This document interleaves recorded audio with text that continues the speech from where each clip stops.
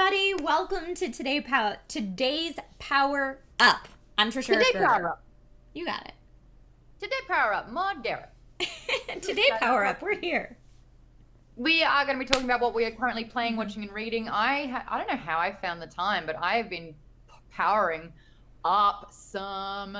It's been really good, so I'm excited to talk about all those. Hello to everyone who's watching live. Hello to everyone who's watching on the VOD over at Geek Bomb. And hello to those listening to the podcast, all 7 or so of you. But we still put it up there if that's how you like to listen. Because this is an off guest week, we have Amy Cassandra Martinez coming in from Geek Bomb, our resident herself, to talk about all the cool Power Up as well. We're going to get straight into it. Let's do it. Amy, welcome back to the show. How have you been? Thank you so much. I've been, a lot has happened. A lot has happened. And I'm excited to talk about it. There's so much stuff that I need to share with y'all.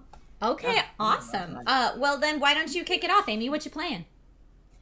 Okay. That Friday looks like the 13th, the game. What does it look like? Is that Jason? Yes.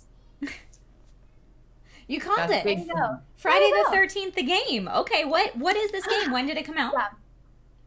I don't know when it came out, but it's been around for a while. I started playing it on the 2nd or 3rd. Rewind. I started streaming on Twitch with video. I've been streaming me playing video games. I started on the 1st of October, and since then I've played other games like Dead by Daylight, Blair Witch, and then I experienced the whole not auto-saving thing and losing everything when the console crashes, which was a bummer.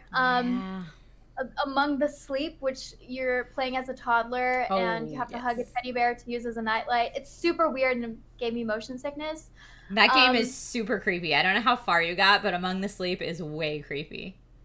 I was just annoyed because I was like, come on, like it's not as easy. I can't push up on the D-pad to know where I'm supposed to go. Like I get it. But yeah, so Friday the 13th, the game, is the one that I've been playing the most. Mm-hmm. It's basically you can play as either the camp counselor, or Jason, and you don't really get to pick until, you don't pick. It's kind of a surprise, and then you don't find out until the screen pops up, and then you're like, oh, I guess I'm Jason. Oh, I guess I'm the camp counselor. For counselors, you basically just have to survive, and there's multiple steps, which is really cool because it tells you what you're supposed to do. And there's, I believe, 4 other characters that you're playing with, and you're trying to find keys to one of the cars. There's 2 cars in a boat. And so you're looking for keys, gas. You're trying to fix a phone thing so you can call the cops, and a radio thing. It's all these wonderful things that you can try to get. There's a few things that are pretty unfortunate if you're like me and don't understand the game. Like, I didn't know that you couldn't hold the bat and hold the battery for the car. And so I was installing... You have 2 hands. Yeah, you can't. You can't. Because it wouldn't let me pick up both. So I don't know. I know. I'm like, that's not realistic. So I don't know if it's just me trying to...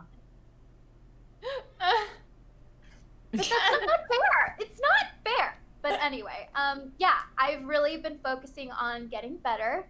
I am very excited to announce that I have survived at least twice. We've made it out, which is great. Well done. I've played as Jason. Thank you. I've played as Jason twice. How's that? It's actually really fun. Kind of frustrating when they're running around you. You keep falling for the traps, because for Jason, there's 4 options you can do, find a map and teleport, which is well, that's not what happens in the movie, but okay. Then you can run really quickly, so it's just whoosh. And then there's something about oh god, the cat scared me.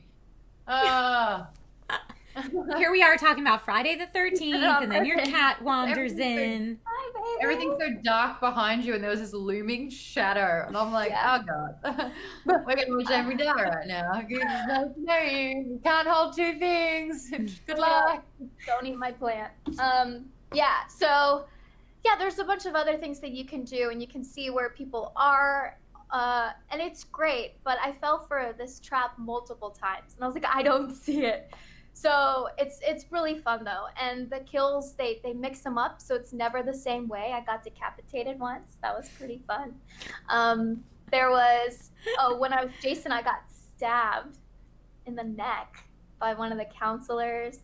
Yeah, it's good wholesome stuff, you know? I love how Amy's smile gets bigger and bigger the more gruesome the thing she is talking about is. She's like, and then I got stabbed in the neck. And it's just, she's so excited. Yes. So for anyone just listening to this, Amy is smiling ear to ear right now. And I love how much you love horror. Amy, have you played Phasmophobia yet? No, but I saw you streaming, doing the squad stream. I saw, and I'm so jealous. I can't play that game. I only have an Xbox. I don't have a PC.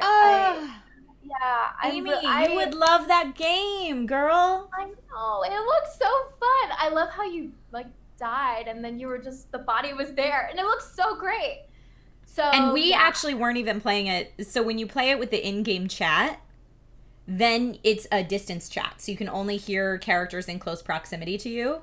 So like if one of your party members is far away or in a different room, you can't scream, or you hear like muffled screaming, or and when you're a ghost you can't talk at all. Like it's a lot scarier when you use the in-game chat. We were using Discord audio just to try to figure out how to do it, but I need to play that game more for sure. And I want to play it with people that like horror that know what they're doing. Because I've been playing with people that are like, let's just try it. But I think that game is best when there's like 4 people that are like, dude, I'm going to hunt this ghost. I'm going to identify this ghost. I'm going to get in and out of that haunted house. I'm not scared, because then you go in and get real scared. But like, you know, if you're serious about it, I think it'd be more fun. With Dead by Daylight, I had a hard time at the beginning because you learn how to be both, like the killer and the victim, I guess. And with the killer, things got very vicious very quickly. And I was like, whoa. And so it kind of takes you a little while to get used to it because I'm not used to having that perspective. Like, it's the beginning of Halloween, like that. But it was strange. And then after that, I was like, okay, I'm the killer. And these are bad people. So let's take care of business, you know? Like, you have to get into that weird mindset. And then it's like, fine, let's get it done. Where are they? And then you're fully immersed in the game.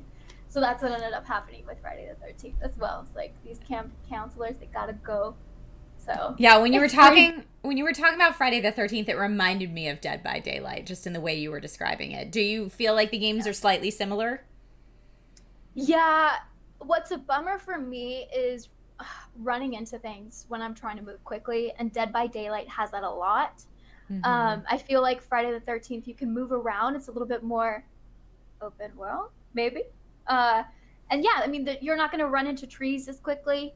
With Dead by Daylight, there's a lot of stuff that I feel it's a little claustrophobic-y. That was also one of the first games I played this month. So I'm like, maybe I'll be better. But it was really hard. And to hang people up on the hooks. On the hook. Yeah, it's rough. Yeah. Why do you have to do that? Well, because you're either the murderer, and then you do that, or you're trying to live. You're trying to survive. I realized as you guys were talking that whole time, I had no questions, 0, and no will to learn more. Maude, are you a Halloween person? Are you getting in the spoopy season? No. At all. At all? Well, I might be hosting a Halloween night that everyone is invited to on Twitch for people that want to dress up and get spoopy. Fun. But I will host it. But Halloween was never a really huge thing in Australia. Like, we actually told kids to not accept candy from strangers, except for that one night where you dress up and accept candy from all the strangers. It's not really massive. I think it started to get massive because all the girls were like, what do you mean we can be sluts for the night? No, that's mean girls. I mean, that's like, that's like the high school / college rite of passage. Wow, Australia sounds boring. No, we're not boring. We're just alive. I don't really have much interest in horror. Okay. That's fair. I love the Halloween season. I like dressing up. I like spooky stuff that's not... But for me, I like subtle and that fun spooky. range, less, or I should say more so than the like, your eyeball just popped out of your face and now there's blood spewing everywhere. Yeah. Once you cross a certain gore line, I'm like, oh, gotta tap out. Gotta tap out. There's a couple of dragons in my neighborhood, and that's the kind of Halloween I can get around. Yeah. We tried to order a dragon that lets smoke come out its nostrils, and by the time we went to order it, it was all sold out, and I'm so bummed. And I'm wondering, Felicia Day put up an Instagram post today with one of those dragons in the background. I'm like, did you get that dragon? How did you get it? It was sold out when I tried to get it. Ah. All right. See, I'm about it all. I love it. Maude, what are you playing? I know you and I are playing one thing that's the same. We are. I also, like Amy, I've got about a 6-week head start. Have been Twitch streaming and playing more video games via Twitch because I've got new technologies, and I'm enjoying more PC-esque type gaming because I was purely console before. Well, and shout out Alienware Hive, right? Isn't that where you got a lot of your tech from? Alienware sent me a computer last year, and it took me a chunk of time to kind of figure it out and slowly get back into PC world. And now that I'm getting more confidence in it, it's kind of getting exciting for me. So, yeah, I've been streaming. I stream RPGs and fun games. Like Age of Empires is a big one. Age of Empires is a great game. Age of Empires was like my early teen years, I feel. When that first came out, I was like, this is so cool. And like my brothers would play more of like the Command and Conquer, which I didn't mind. I am a mechanical man. But I really liked the Age of Empires side of things because it's a song. It's track number 6 on the Command and Conquer soundtrack. That's mechanical. It was the best song. That's all I'm going to say about that. Okay. Age of Empires was great because the music was fantastic. I really liked the gameplay, and I loved like the civilization aspect, you know, like you are playing real historical kind of civilizations, and ancient history was one of my favorite subjects at school, and I kind of loved that I was playing what I was learning, and that overlap. It was a lot of fun. So I played Age of Empires. Jet UAS is saying Age of Empires cheats are also the best, and I was like, I will not cheat just yet. Apparently there's a machine gun car cheat. Yeah, I remember that. That's bringing back memories. But yeah, I had a really good session the other night. I beat the first round the first time. Like, it was kind of easy. No, guys, I didn't do the tutorial, and I got killed, absolutely obliterated twice before I was able to progress to the next round, and it was sad, and I was embarrassed that everyone was watching. But yeah, I've been playing Age of Empires, which is fantastic. I want to get stuck into that more. But then Baldur's Gate 3 came out. Baldur's Gate 3! And I previously played the Baldur's Gate series. I actually have it on the Switch. It was just a bit clunky, though, for my liking. And this game's a little clunky, too. But I have done a character build. The moderator is a half-elf rogue. Okay. I tried to get her to look as close to me as possible, but the character design, I think I got 4 faces to choose from. So I just chose a face, and I ran with it. Great. But I really like Baldur's Gate. That's been a lot of fun. I set off traps and I die. Fire kills me all the time. And the autosave doesn't kick in nearly as often as I'd hoped. But I think I've played Baldur's Gate like twice this week already, 3 times without streaming. But yeah, I dig it. It's my kind of game because it's like playing Dungeons and Dragons. Well, it is, and it's made by Wizards of the Coast and Larian, so it is 100% D&D 5e rule set. I played a little bit of Baldur's Gate, not as much as I would like up until this point, but my original plan was to dive into Baldur's Gate this weekend, probably starting tomorrow on stream, and on Sunday for sure. And then I got a text from my good buddy Lasercorn, who was like, yo, you want to squad stream some Baldur's Gate 3 multiplayer later today? And it was going to be Lasercorn and Joven. And I was like, yes, I do. Because I was dying to get hands on it. But, you know, work gets in the way. And you have to prioritize work sometimes over video games, which stinks. But anyway, so I was like, wait, when are you playing? Yes, I can totally squeeze it in. So I like hurried up my work thing so I could squeeze in some Baldur's Gate 3. And it turned out that Joven hadn't started the download early enough. So he was not downloaded in time to stream with us. So it was just Lasercorn and I. But he made a server lobby. And he was the only server lobby. This was on Tuesday. So I was like, are we the only people playing multiplayer Baldur's Gate 3 today? And I think we were. Wow. So he started a lobby, and when I went to look at lobbies, his was the only one in there. So I was like, cool, no one else is trying this. Let's be the ones to try it. So we went in and we both created characters at the same time. And then we went in and it put us on like the cinematics at the same time and everything like that. And then so we were playing multiplayer quite a bit. And then we got to our first combat and we're trying to figure out how combat in this system works in a multiplayer way. And I think Lasercorn was sure that he was frozen, but I think it just wasn't his character's turn yet. Okay. But then he tried to manually save because he was like, I'm just going to save it and back out and come back in because he was sure he was frozen. So when he went to manually save it, he got the spinning wheel of death that just kept going. So then he was like, all right, I'm just backing out. But because it was his server lobby, it closed us both out of it. And then when we went to go back in, it started us a character creation again. Oh, that sucks. Yeah, so at that point, we were like, okay. okay, well, we're not going to start all over on stream now. So it was like a nice little toe in the water trial run to Baldur's Gate 3, but I think when I stream it tomorrow, I'm going to stream it just me so that I can figure out how combat works and create a character and save my file and all that kind of stuff before I try to squad up and play a multiplayer. How did you know that was going to be my first question? What? Can we play together? Yes! What's your character? Cleric, wizard? You mean my rogue? character that died? That's no longer in Yeah. existence? Are you going to remake her though? I don't know. I had made a what did they call it? Mephistophical, or I forget the name of it, but the tiefling that worships Mephistopheles, came from. So I was that kind of tiefling, and I was, what did we settle on? A warlock? I think I was a tiefling warlock. That's fun. And her name was Lady Omera. Oh, I like all of this. Right? I was into it, and then she got deleted from existence, and I was bummed out. Good question, STS. Did you have to make a love interest as well? Someone in a purple robe where their nipple was out? So, okay, Lasercorn and I never figured out what that was. We just guessed it. We were making our love interests. Yeah. That's what it is? I made some turbo babe who had a great nipple poking out of his purple robe. I made the sexiest Githyanki you'll ever see. You made a what? A Githyanki, a female Githyanki, and she was spicy. Well, that's exciting. Yeah, Baldur's I was Gate.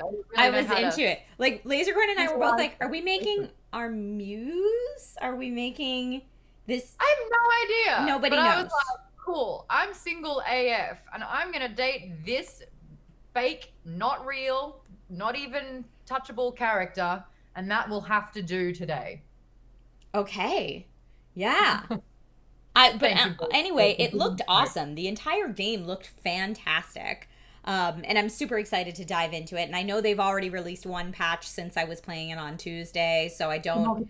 And I know that in that patch they did say they were addressing some issues with multiplayer, so maybe we'll see. But yeah, so I'm like I said, I'm very excited to dive back into it. How many hours in are you so far, Maude? 2.5, 3, Okay. 4, 3. But I've had to restart a couple of times and lost a lot of gameplay. But then I also snuck in a cheeky hour. And I did, honestly, like, I've had 3 attempts to do this one portion of the game to get through the ruins. Mm-hmm. And I have managed to find 3 different ways to do it. Cool. Yeah, that's what's really, really cool about it. Like, every single time I try again, I just explore a new area. It's not linear in that particular way. It is explorative. I don't like that they don't WASD for movement. Yeah, it's a click and drag. I'll explain that for you, Amy. So on the keyboard, WASD are in that kind of like hand movement on the keyboard, and that's usually up, left, back, right. So you can move around the keys just using that. Instead, you have to click the mouse to where you want to walk, or hold it down and drag it like through. Which is it's much more old school RPGs. So like original Baldur's Gates, original Diablo, etc. Like Diablo was always a click and drag until they ported it over to Switch, or they ported it, or I guess when they ported it to console, which the first one was Xbox. But because with one of these, you can't have a click and drag. So you actually have to completely redesign the game to make it so that when you push a direction, they go that direction, as opposed to click and then having the character move there. So it's a very old school RPG design. As someone who was an old school RPG gamer and like loved the OG Baldur's Gates, I'm thrilled with it. But I can see how if you're not used to that could seem a little bizarre. But honestly, if they're going to release it on console eventually, they're going to have to do that anyway for controllers. I wish there was a choice. I wish you could choose whether to do it or not. I think the reason why gaming has evolved for WASD is for that particular reason. It's just easier to manage. I would rather use my clicks for like the interactions. So I want to loot there. I want to open that chest, you know, so like leave it for that. I think that would be better. I'm also having a couple of, they're kind of like my main clunky issues. My frame rate dropped real bad last night. And then combat is, it's like D&D, it's so slow. So it's like really not a quick combat moment. It's like D&D. It's all the D&D 5e rule set. That's why you're playing. Which is cool when there's 5 people around the table and they're like, I want to do this. You're like, yeah, you do. But in this one, it's just like, could you there's 3 goblins. They should be dead by now. And we've been at this for 15 minutes. I love it. I love it so much. I have no patience, Trish. You know this. And you can't skip dialogue. It's so arduous. Nope. You're there. You are there for the lore. But I was like, this is the 3rd time that I've had to crash the ship because, you know, the whatever. Like, I had to play it a couple of times. Yeah, you can skip cutscenes if that's what you're talking about. How? Escape. Didn't work for me. I tried. Like the big cutscene in the beginning, because I know when Lasercorn and I launched back into it, if you hit escape, it takes you immediately to the character creation screen. You don't have to watch the whole beginning. Nathan makes a really good point. When I do have those long cutscenes that I can't skip through or dialogue, I have an ice cream break instead. And that works. Good point. Good point. Yeah, the other thing that I've been playing besides Baldur's Gate 3 is I started Spiritfarer, which... I've been watching a lot of your streams. Have you? Yeah. I see you in chat sometimes. It always makes me so happy. Which one's this one though? Because I've seen a couple of the like little platform kind of game. Looked like a puzzle. Oh, I think you dropped in on a gong show, which means there's like 6 or 7 games in one stream.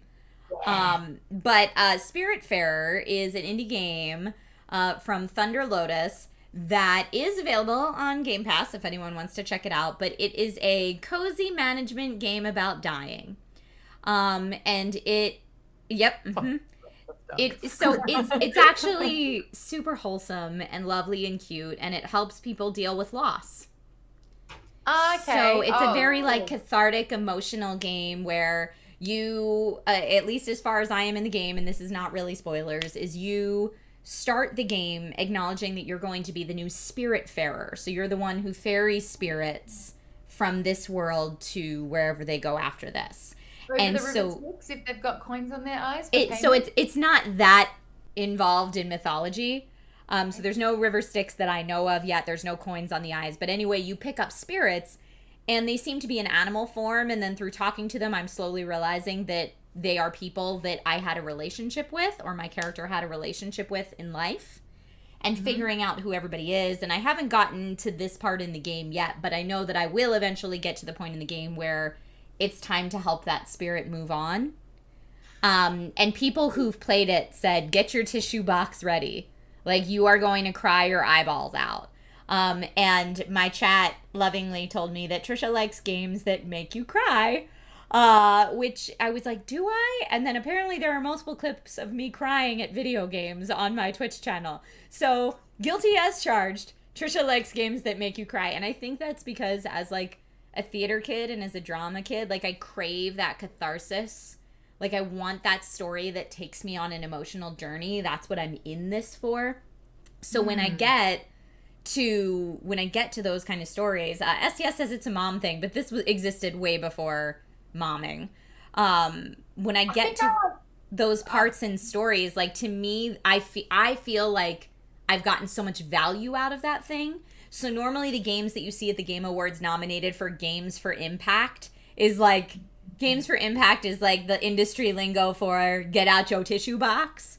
Because usually they have some kind of big social message. Usually they have some kind of, they're dealing with very weighty issues. There's a lot going on there. But those are the games that I really feel like I enjoy, and the games that I think, like when you watch a movie and you're like, I've been thinking about it for days since I've seen it. When you finish a game and you're like, I cannot stop thinking about what happened in this game, those are the games for me that I'm like, that make my top tier. So Spiritfarer, when I do get around to finishing it, will probably be one of those games. Heavy Rain was that for me, where it was like, oh, whoa. And then Bioshock Infinite, I had to like sit with those feelings for ages. I like games where I think it's like old school war. So it's like Age of Empires and Baldur's Gate and all these kind of things where it's like magical and mythological, and overall the messaging is dominance. I like to dominate. Is it dominance or is it escapism? Or both? I mean, I'm dominating in my life. Yep. Chat says Heavy Rain was a heavy game. Life is Strange was also a gut punch of sadness. Agreed. I think in the after show, I'm on Power Down. We should talk about sort of more death. We should talk about death. In like a sad way or a Amy excited Halloween way, or split the diff. Yeah. I got questions about death. Okay. In Power Down, we will answer Maude's questions about death. But for now, we will move on to the watching segment of this show. Yay, Maude, what are you watching? I can't recall. There I am, top right, left, if you are looking at the show. I am watching Fargo. So Fargo, this is season 4 of the series now, and I'm only 1 episode in, so I'm taking my time with it for the moment. But I have loved this anthology-esque type series. It is based on the Coen Brothers movie Fargo, starring, oh my God, her name is escaping me. It is not Frances, it is Frances McDormand. And, I think she won an Academy Award for her role in that movie. Usually when you make a TV spin-off over from a movie, it's like destined to fail. It's like not something that really necessarily works. This is possibly the exception and not the rule, but it is so damn good. So every single season has a whole new cast in usually a whole different time, explaining a whole new story. The first one starred Martin Freeman as a businessman, and it's those scenarios where one thing happens and then his bad luck snowballs. And so even if he just told, the truth in the first instance where there was like a manslaughter-esque type scenario, he tried to cover it up, which makes everything even worse. When people kind of cotton in on that, he's got to take care of that for the witnesses and all that kind of stuff. And so it's like one of those real anxiety-ridden kind of shows where you're just like, oh my God, it just keeps getting worse. But because it's Martin Freeman, he's so great. He's so amazing. And so I really like that season. The next season, it's Carrie Coon. And you may know Carrie Coon. She's kind of in a lot of things, but I really like her from The Leftovers. She is a cop. And again, they're all around like Minnesota or an area of America that I'm very unfamiliar with, but they all have that kind of accent. So it's like Arkansas, maybe wherever where's the top north? Dakota? North? No, I don't know. Not my country. Montana? No, maybe. No, Fargo isn't it North Dakota? Maybe. Midwestern accents, yes. Okay, Brad Tracks in chat says Fargo, North Dakota. Mm-hmm. Oh, okay. Yeah, totally. I don't know how I didn't get it, but okay. The second one, it follows these 2 cops, and again, it's like a whodunit murder mystery, but I think it involves sort of like the mafia and crime lords, and so it's like, yes, the cops trying to just get to the bottom of it, but there's a corrupt system in place, all of that. The third season was I will never, ever get that. Kirsten Dunst? I would say Kirsten Dunst. Kirsten. Throw Kirsten into the mix of 5 names it could be at any one Kirsten time. Dunst, yeah. Kirsten. God damn it. Sorry, if you have one of those 5 names, I will never get it. But Kirsten Dunst is with her now husband, Jesse Plemons, and they are a married couple, and it's the same sort of thing where an accident happens and it snowballs, but it's just a really great storytelling. It's really well shot. It's got that Coen Brothers-esque vibe behind it all. Season 4 is Chris Rock. like you've never seen him before. So he is one of the main figures in a gang. I think it's around the 50s in one of those small towns. So it's kind of talking about how there were always two big mafia families. It used to be sort of the Irish versus the Italians, and then it was the Irish versus the Jews, and then it was the Jews versus the Italians, and now it's the Italians versus the blacks. So the black community have come in a big way. Chris Rock is like the head of the family. But what they do to keep peace between the two feuding sides is that they exchange the youngest boy of the family.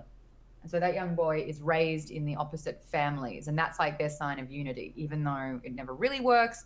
But I have been really, really enjoying this show so far. I think it's always well shot, and it's like so refreshing each season.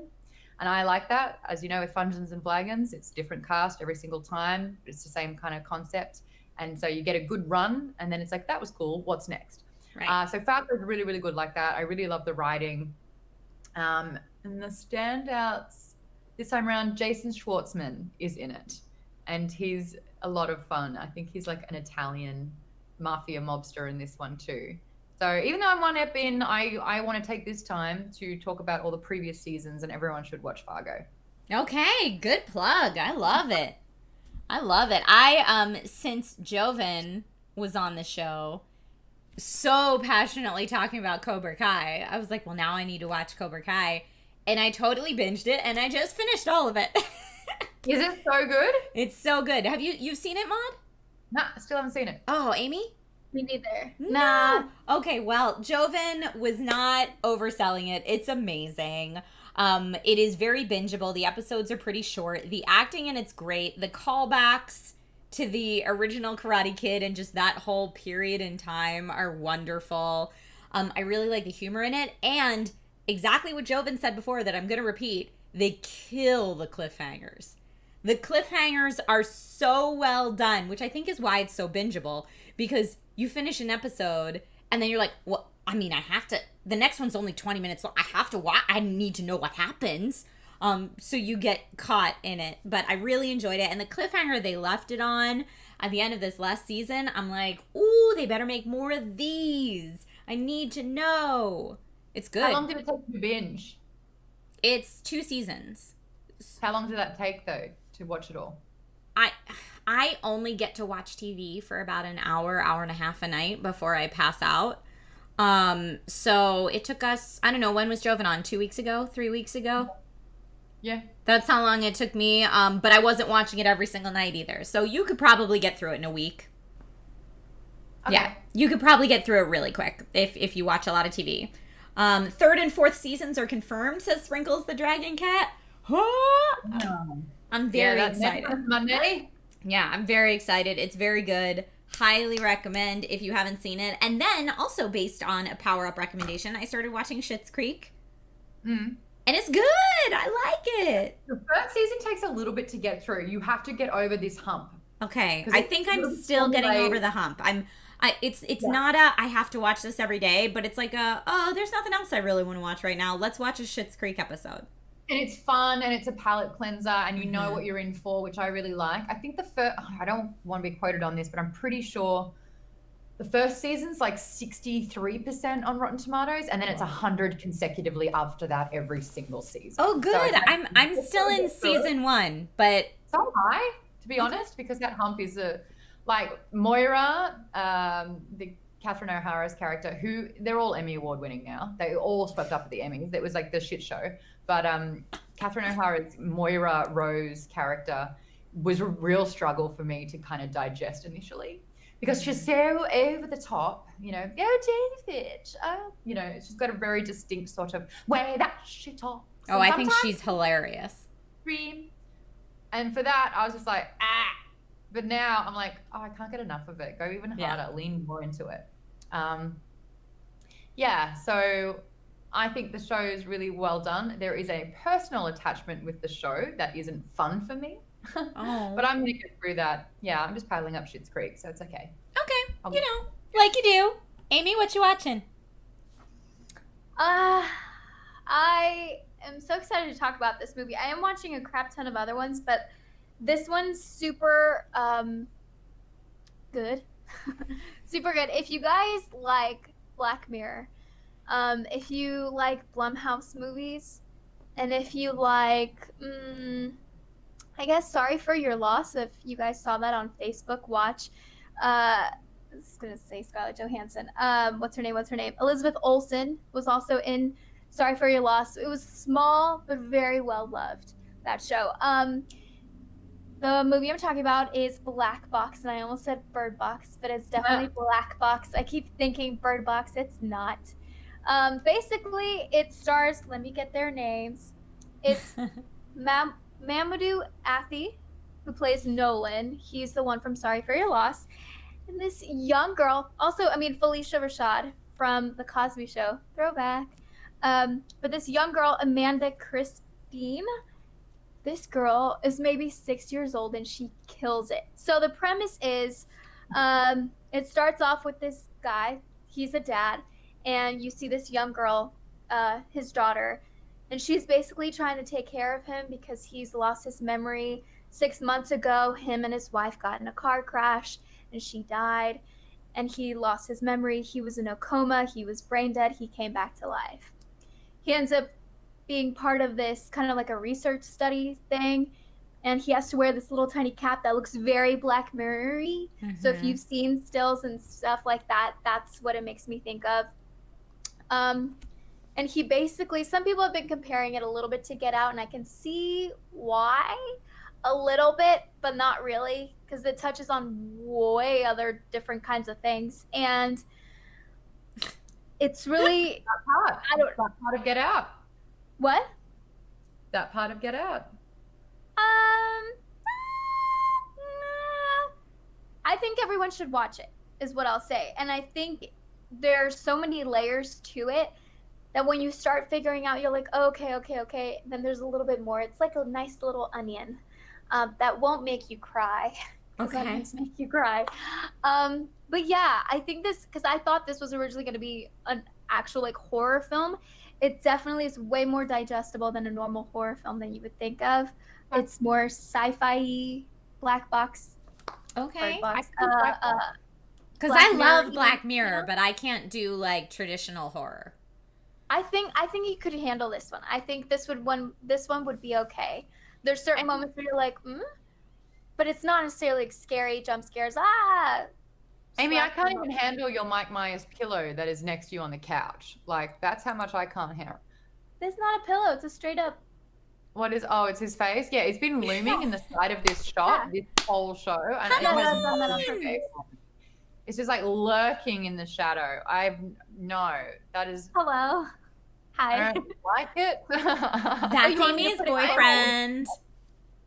Do you want me to put it closer? Is this? They're going to prom together.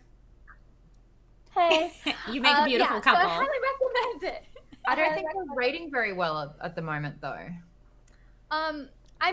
Here's my thing with ratings is that I don't always pay attention to them, because I think it's also when you sit down and you watch something, sometimes that experience will be like, yeah, you know what, that was really good, and you'll watch it again, you're like, whoa, that was actually crap, or you'll watch it once and you're just not in the right headspace.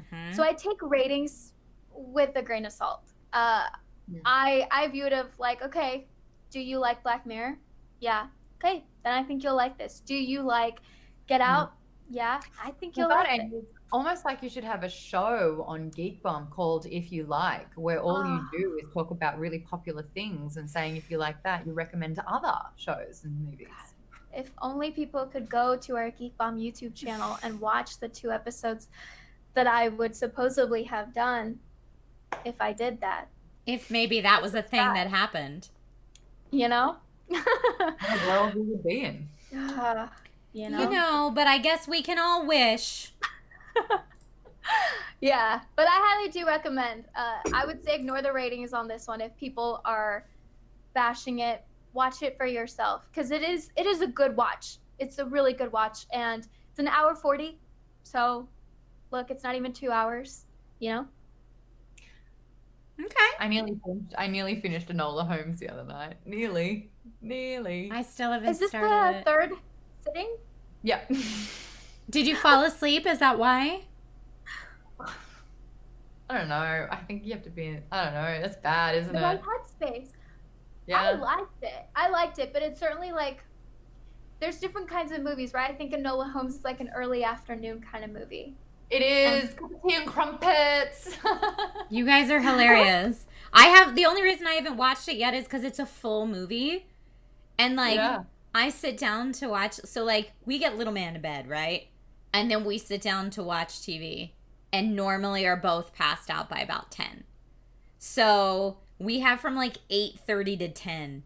And so we're like, movie? There's not really time for that. So we'll squeeze in a couple TV show episodes. Movies are weekends exclusively where we're like, ooh, we can stay up late. I mean, little dude's still waking us up at 6:30 in the morning, regardless of whether it's the weekday or the weekend. Yes, Amy, that's why we fall asleep so fast. Because we get a little dude that comes in our room, opens and slams his door, opens and slams our door, then comes in right over next to my bed and peers over the mattress and goes, "Good morning, Mama." Oh my god, that's scary. That's how I wake up every morning. So yeah, needless to say, like, no matter how good the movie is, if it's past 9:30 at night, I'm like, yeah, this is really, really good. I'm totally paying attention. So yeah. I wake up to my dog stretching from a beautiful night. Like, he'll let me sleep in. Like, it's 8:30. She kind of does that as well, though. But she'll take a big stretch, but her butt is facing me. So she's downward looking into my face. And I'm like, this isn't how I like to start my day. But then she'll go after it. And I'm That's like, love. yeah. It's my butt. And I'm like, good morning. It's a new day. It's a butthole. Anyway, there you go. Fun There you times. go. And that perfectly wraps up the watching segment of today's show. So let's move in to reading. And I'll get mine out of the way first because it's very quick. I have been researching all of the local measures on my ballot for the November 3rd election. If anyone is watching this from the U.S., please, please, please research and cast your vote, and cast your vote early so that you know that it gets counted. There's ballot tracks. There's a lot of different ways to track to make sure that your ballot gets where it needs to be. But yes, I have been trying. I really enjoy the local portion of elections because those are the things that can directly impact my everyday life in a very real way, and that's decided by a very small amount of voters. So for people who feel like, oh, my vote doesn't matter, it's just going to get lost in the pile somewhere, for local and state elections, for sure it does matter. Like Maude and Amy, you guys live in different parts of LA County than me, and we have different ballots. We have different things. I can't vote. Oh, Maude can't vote. Why I love that you're talking about this, because every time you tweet or put it out, I'm always resharing and retweeting it as well, because it's like, guys, you got to vote for me because I cannot, and it has massive implications on whether I'm allowed to stay in this country or not. Important. So Yes, if important. you love Trump, then you hate me because he denied my last green card. I feel like regardless of what your beliefs are and what you're going to vote, it matters so much to go ahead and vote. Research the issues, vote with your heart, do what you got to do. And I really believe, like, one of my friends was asking me, like, you're encouraging people to vote even if they disagree with you? And I'm like, yes, because then at least if America is in the situation it's in, but we know that it's because most of the country actually voted for that, that's a lot more of a realistic outcome than less than 30% of the country wanted this, and now it's on everybody. So vote, get out there, do your thing. And like I said, the local and state really matter. And research them. It's kind of fun. Like here in California, we have Voter's Edge. So I go to votersedge.com and put in my zip code, and it gives me my ballot line by line, and I can compare all the candidates, and I can compare the arguments on the different propositions and who's giving money to which one and which organizations endorse which one and what their prior background is. And you can like really sit there and do the research on everybody. So that, and for me, I mean, I vote at home with a mail-in ballot, because that's the way California's done stuff forever. It's not a new thing here. So I can sit there with my laptop researching one at a time and going and researching and going and researching and going. But that's what I have been spending all my time reading, because I really like getting into the nitty-gritty of that. So that's my PSA. I know that's not a like fun fiction RPG like we normally talk about, but I do think it's important. So please go ahead and vote. Cheese Jaffle's not absolutely emulating my sentiments. Imagine if Australia had that kind of website too. We have to do the hard research. Ugh, we don't have like that kind of information available. But you know what we do have, and imagine this: voting is mandatory. You get fined if you don't vote. What?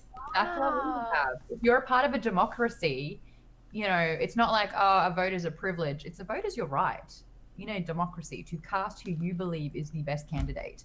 And I'm a little bit nervous because I moved countries 7.5 years ago, and I think I was still supposed to mail in back home for the votes. And I just was like, well, I don't live there, so I guess I'm not going to do it. And I have a feeling that I have a fine that is accumulating and accruing interest at an exponential rate, and I'll go home and all my credit will be damaged.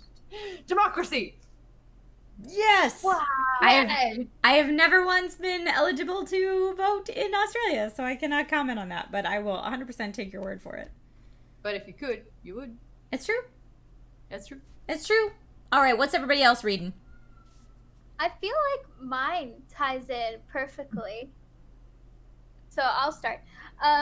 I started reading a comic for, I guess, the third time.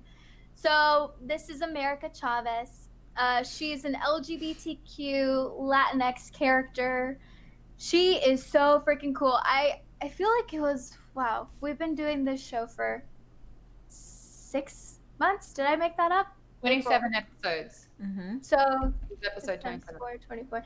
Yeah, around 6 months, and it feels like closer to the beginning of the show. Someone asked, you know, like, who would you guys like to play in the comic world? And I remember trying to figure out what Latinx characters existed. Like, who were they? And the first one that popped into my mind was America Chavez. Reading more about her, I'm like, no, I should not play her because I am straight. I'm really straight. But it was really exciting to get to read something where I can identify with some parts and then I'm learning about the other ones. And it's That's really, cool. really cool. So with that being said, I wanted to read a little tiny portion. Yes. This is all. I've been reading it through Marvel Unlimited. I believe is what it's called. Yes, Unlimited. So it's been really fun to actually like tap on things and do that. For someone that is not a big reader, this is great. But I am becoming a reader, so I guess it works out. So this is a little bit of. She's basically just very in tune with her ancestors, and she does feel pretty alone, but she feels really tied to them and she feels their power. So here's something. Centering yourself in the chaos requires blocking out distraction.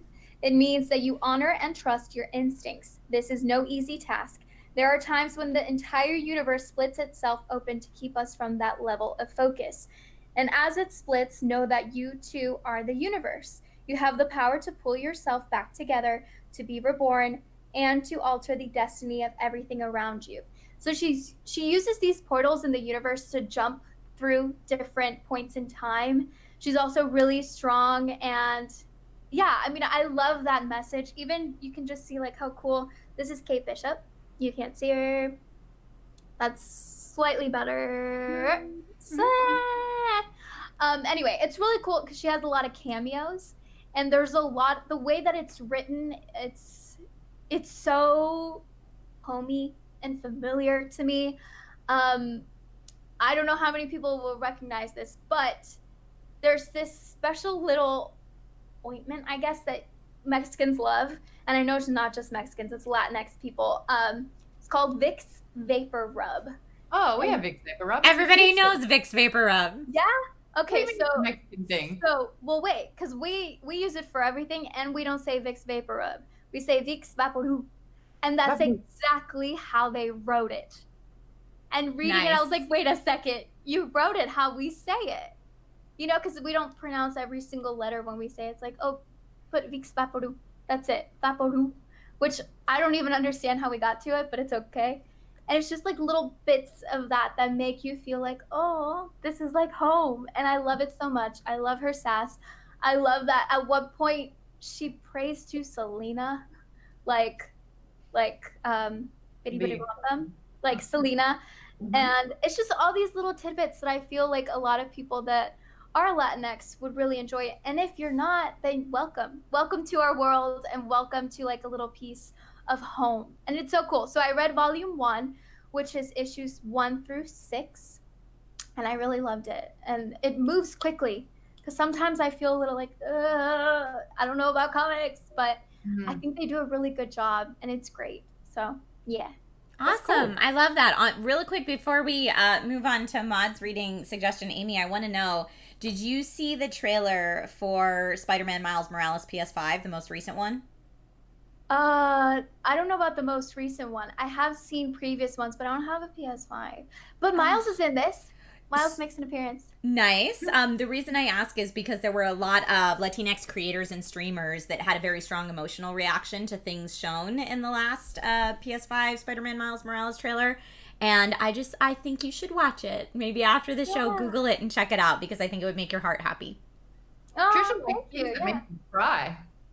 I do like things that make you cry. That is true in general. I should just have that disclaimer on like everything on my Twitch channel that Trisha likes games that make you cry. Although there was one game that went too far in my life that I would not recommend to people. Well, it's one of those like you know how some movies you're like everyone should watch it once, but it's not going to be one that you want to repeat watch. Yeah. Yeah. I have a game like that, and I love games that make you cry. Down? Yes, we'll talk about it in Power Down. That's a great idea. Okay, Maude, what you reading? His Majesty's Dragon by Naomi Novik. This is the next 3 weeks Nerdist Book Club book that we are reading. So we're doing 4 chapters a pop. I am listening to it on audiobook and it is ruining it for me because the narrator has narrated about 4 or 5 other books that I've listened to, one of them quite recently. And so having the same kind of like narrator with the very same style and the same voice characters over a different book is making it really hard for me to retain or to visualize or to have a unique kind of world or space for these words. And so I've ordered the books because it's apparently one of about 9 in the series. I am going to read you the blurb. Ooh. Aerial combat brings a thrilling new dimension to the Napoleonic Wars as valiant warriors ride mighty fighting dragons bred for size or speed. When HMS Reliant captures a French frigate and seizes the precious cargo, an unhatched dragon egg, fate sweeps Captain Will Lawrence from his seafaring life into an uncertain future and an unexpected kinship with a most extraordinary creature. Thrust into the rarefied world of the aerial corps as master of the dragon Temeraire, he will face a crash course in the daring tactics of airborne battle. For as France's own dragonborn forces rally to breach British soil in Bonaparte's boldest gambit, Lawrence and Temeraire must soar into their own baptism of fire. So Trish, you were actually mentioned in the chat during this book discussion because you love dragon riders. I do. Your community is called the Dragon Riders. It's true. In this book series, Temeraire is the dragon and Lawrence is the rider. I love it. That would interest you.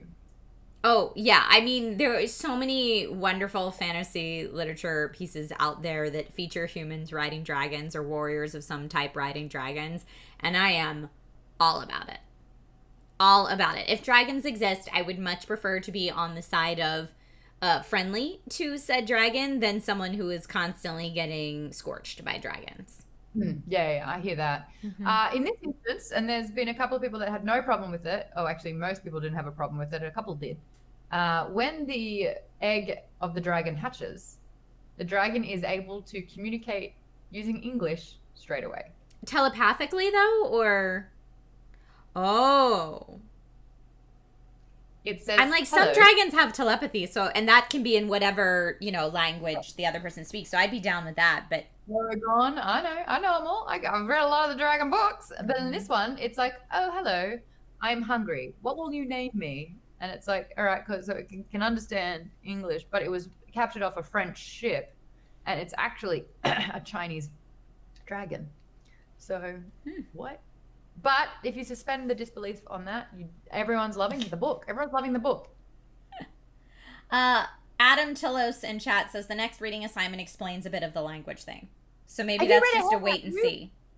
Oh, it's someone reading ahead, are they? We were supposed to talk about the first 4 chapters, and someone's like, I'm already on book 3. People are loving this series. That's great.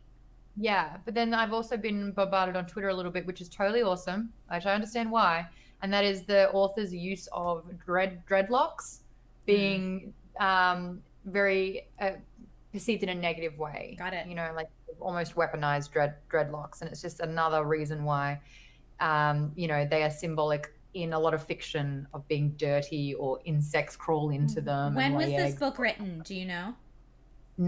2006. Oh, so relatively recently. It's not like when you look at like Lord of the Rings and you're like, well, you know, this is just racist. Yeah. This is real not cool, but at least it was written a long time ago before they knew better, we could say maybe. It's real sexist, but you know. But as far as I'm concerned, like with the book, it's a lot of fun. It's definitely sort of like Navy and aerial battles. It's alternate history, so it's the Napoleon Wars, but what if they had dragons, you know? So that's kind of really cool. And the relationship between the dragon and the dragon rider is really, really sweet. Rachel from book club is like getting all the warm and fuzzies over it. She loves it, and I just want to get there. So awesome. Hopefully I will. Yeah. Yay! All right, so that was our PW and R. Now it is time for some Bombs Away Q&A. So Amy has collected some questions, I believe, yes? And if you got any, I'll pop them in the chat. I've got 2 from Patreon. Make sure you guys join patreon.com/geekbomb. So this one's from Mr. Pirate Dancer. Now that we are in autumn/fall, do you guys have any fall things you usually look forward to? I don't do pumpkin spice. What? You don't do pumpkin spice? I had pumpkin pie when I moved to America. Pumpkin pie is not really a thing in Australia. But that's what I'm asking. So when you say you don't do pumpkin spice, does that mean no pumpkin pie?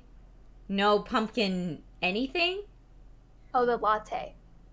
Yeah, I'll give it a whirl. Maude hates America. Well, we're still getting used to it. It's very, very different from where I grew up. Pumpkin spice donuts? Yes, Jayhawker, totally. Like, because there's a lot of pumpkin spice goodness going on out there. So that's what I'm like. Are you anti all pumpkin spice or just certain things? I have a question with pumpkin spice. Is there any pumpkin in the spice? Yes. Real pumpkin? I saw very different responses. Well, I have made pumpkin pie. I have made pumpkin pie, and there is definitely real pumpkin in pumpkin pie. And the flavor, but the flavor of pumpkin spice is recreating what the pumpkin pie flavor is. But is there pumpkin in the spice? No, I mean, what would you, it's like when something is, I don't know, what other flavor stuff do they have? What is in the spice? What is in pumpkin spice if there is no pumpkin? Definitely cinnamon. Okay. It's the same flavorings you put in a pumpkin pie. So probably cinnamon, nutmeg, sugar. Like fall flavors. Apparently it's pumpkin flavored powder. Okay. And Adam says cloves, allspice, cinnamon, etc. So pumpkin, like I remember reading Harry Potter and it was like pumpkin beer. That sounds awful because pumpkin isn't sweet in any dish, or like pumpkin is like a squash, so you will roast pumpkin, but it is very much of the savory family, and so it was never sweetened. And so I really struggled kind of like trying to have a whole new sort of palate around a food where I'd only eaten it a particular way. It was savory, it was in soups, it was in roasts, it was very much that. And so hearing like pumpkin spice and pumpkin pie and pumpkin juice, I was like, that sounds like a diet cleanse. That sounds no. Here, goats more in chat says cinnamon, nutmeg, ginger, cloves, and sometimes allspice. So it's like, because we don't, our autumns are backwards. So our autumn is your spring, right? So it's like that's like another thing. So America has definitely sort of dominated the seasonal effect. So Christmas is winter, and autumn, fall has its own sort of like, you know, purpose in the calendar, where we're flipped upside down and we do things differently. It's an adjustment. Like we don't have a holiday season because we don't have Thanksgiving. Oh, you know? Yeah.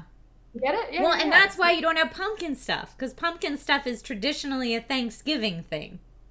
Yeah. It all makes sense now. but it's also a fall thing. But our autumn is March, April, May. So what do you guys do for autumn? Like, what are things you guys look forward to in Australia for autumn? In autumn, there's just not so much of a difference. It's like it's still a bit hot. Help me out, Aussies in the chat. What do we do? What do we look forward to? Easter. Easter is autumn. Autumn is Easter. So chocolate. Amy's head just exploded. Yeah. So that's our autumn. Autumn is Easter. Okay, cool. I'm back on track. And then spring is whatever your autumn is. Our spring is, what's that? August, September, October, November is spring. Yeah. Mm. Yeah, it's the opposite. Wow. Yeah. Amy's mind is straight blown. Summer. Yeah, that's why when Nate and I did our New Zealand honeymoon, we went in January. Stinking hot. Yeah, because it was real nice there and super cold here. So we did that on purpose. Yeah. It was nice. It was nice. But yeah, as far as like American fall stuff that I like, pumpkin spice is definitely one of them. But it's like, to me, it's comfort food. Like, you're starting to get into comfort food feelings. So like pumpkin pie for sure, red wines, spiced cider. Plus I really like Halloween as someone that likes costumes and dressing up and was always into theater and D&D and cosplay. Halloween is a super fun time. And even though I'm a big scaredy cat about a lot of stuff, I like the like playfully spooky stuff. So like, we decorated my house. I've got a giant spider that's motion censored that when people walk by it starts going ooh and its eyes light up. Logan's terrified of it. We have gargoyles out front of our house, you know, like we did the thing. We are Halloween house, even though we can't do trick-or-treaters because LA County and COVID, but we are very excited and festive nonetheless. Plus it makes me think of like movies like Clue, you know, like whodunit murder mysteries, and I like a lot of that stuff. But in general, it's like the sweltering heat is going away, and now's the time to like get cozy with a blanket and have comfort food and that kind of stuff. So that's what I look forward to about fall. Amy? Yeah, for me, I love candles, and I feel like I have more fun with fall and wintry candles. Like, they're just cozier. I like that. For me, it's like You've Got Mail, One Fine Day. Like, those are the movies that I think of when I think of fall. There's that one line in You've Got Mail where Tom Hanks says, "Don't you just love New York in the fall?" I'm like, yeah, I do. It's great. The leaves start to change. It gets cooler. I just love all that stuff. But yeah, I mean, I do like the food, but I think a big part of that is also going out and getting that food, because I realized that now I'm like, nah, like, I don't know. It feels different, but I gotta give you my pumpkin muffin recipe. I make a good pumpkin muffin. You can make it at home. It's easy. Oh, I like that. Yeah. That sounds good. I like that. It's yummy and it's healthy. If you want me to enjoy Halloween, maybe you guys can get me some chocolate. Chocolate's exciting. Just feed me chocolate. That, you know what? Chocolate makes any season better. Yeah. Twitch chat, remember to put some questions in there for Bombs Away. Gotta stop being so cynical. I really am, and I'm trying to shift my attitude to be more positive. But it's like, I don't know. Everything's like, is this happy for you? And I'm like, no. But Maude, you're allowed to feel how you feel. That's what makes you you. Yeah, but like, I'll be a bit more upbeat. Someone's like, "What is your favorite holiday?" My first reaction was, how bad's that? Maybe it'll change if I have kids. Zelda, what's your favorite holiday? Dinner time. But see, you don't dress Zelda up for every Halloween. If you did, I bet you'd like it more. She has been a pumpkin. I did a photo shoot last year. She was Cute. a scary pumpkin. Yeah, she hated it. Hated it. I don't know if she's forgiven me yet. Do you love me? She doesn't. We have this next question, yes, from Patreon, from Sebastian Lacey. What music did you listen to growing up? Any guilty pleasures? Do you remember your first CDs? Yes. Oh, Trish, lay it on me. Okay, disclaimer, I was never a cool kid. So go into this knowing that. So I like pop. I'm unashamed about the fact that I like pop, and I was a Hanson fan for a really long time. I saw them in concert like 4 or 5 times. And even, yes, it was like cool for a hot second to like Hanson. I liked them for like 5 or 6 years. Yeah. So like way beyond when it was a thing. Yeah, and I love their Christmas album. It's also real good. They have a Christmas album. But anyway, I listened to bubblegum pop and show tunes. So I was the kid with like my Hanson CD and my Rent CD. And it was like one or the other all the time. While everyone else that was in my school was like, oh my God, Dave Matthews Band has a concert coming up. And I was like, don't care. So that's what I listened to. Although my first CDs that I ever owned were Live's Throwing Copper, which is still awesome. I don't know that one. Live? Oh, so good. Live's Throwing Copper was one of my first ones, and Jules CD. What was the name of that album? I had that one. Save Your Soul. The What If God Was One of Us album, right? That's not Jewel. Well, what was Jules' album that I'm thinking of? I know it was Jules' album. And then I had a Janet Jackson one, but that was just a single. You could save your soul down to the devil, baby. Yeah, Jules. Save your soul. She did that thing before Shakira did it. Pieces of You. That was the name of that CD. Jules' Pieces of You album. I think I remember Live. Live didn't do like, I think I'm getting them mixed up with like all the other Fuel and all those other. Live did Lightning Crashes. Do you remember Lightning Crashes? That was Live. Crashes. Yes. Yeah, good. Yeah. So those were my first CDs, but it was mostly Hanson and Rent, if we'll be frank. My first CDs were my 9th birthday, and I got What's the Story Morning Glory by Oasis, and I got the Romeo and Juliet soundtrack. Oasis Was my first concert. Whoa. Cool, right? Actually, no. Who played? No. My first concert was a festival that my uncle's band was playing at. And so he goes, you can either get a backstage pass with me, or you could get a ticket and 4 of your friends or 3 of your friends can go. And I was like, my friends, please. That's awesome. I guess technically they were my first albums, but like that doesn't count. A couple of people are saying that should be it, and it's not. There you go. Oasis was great. Amy? For me, I really loved the Spice Girls. Oh my God, yes. My friend and I would even make up dance routines in her room to Spice Girls, obviously. Were you posh Baby Spice? I was not posh. I was baby Spice. Yeah. But there was also, I feel like Avril Lavigne was one of my first CDs, but also fun little story. I loved Eminem since I was like a kid, and my mom got me a CD, and I was like so excited. I only knew one song. It was like Cleaning Out My Closet, and I was also turning into like a teenager, and I think those two kind of melded together. My mom was like, you're getting too sassy for this. I think it's a CD, so we're gonna get rid of the CD. So we got rid of Eminem, and now here I am, and I still love Eminem's music, and I'm like, wow, that started when I was a kid and has not gone away. So yeah, but I did have to get rid of my Eminem CD because I got too sassy. Which is funny. It's so funny. I'm like going down memory lane now. I'm like, I had Green Day's Dookie. I had that album. Smashing Pumpkins. Yeah, so did I. 1979. Mm-hmm. 3 CD disc. It was so good. That was a really good album. We had that on repeat. Jagged Little Pill. Alanis Morissette. Like high rotation. My goodness. Maude. Yes. You'll like this one. I also had Hilary Duff's CD, Metamorphosis, was one of my favorite ones. Ooh. I know you're Hillary's biggest fan. I've never heard of this. You love Lizzie McGuire. Never seen it. Okay. You love it, I know. We've talked about this. Yep. Yeah, never seen it.